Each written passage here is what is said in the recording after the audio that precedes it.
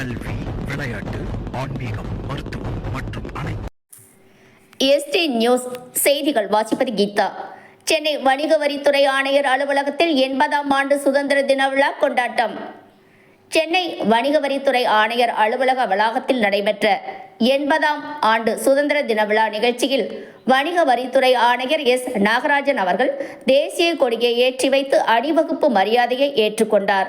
அதனைத் தொடர்ந்து நடைபெற்ற நிகழ்ச்சியில் வணிக வரித்துறை அலுவலகத்தில் பணியாற்றும் பணியாளர்கள் குடும்பத்திலிருந்து கலந்து கொண்ட மாணவ மாணவியரின் யோகா மற்றும் சிலம்பம் உள்ளிட்ட கலை நிகழ்ச்சிகள் நடைபெற்றன. நிகழ்ச்சியில் கலந்து கொண்ட மாணவ மாணவியருக்கு வணிக வரித்துறை ஆணையர் எஸ். நாகராஜன் பரிசுகள் வழங்கி கௌரவித்தார்.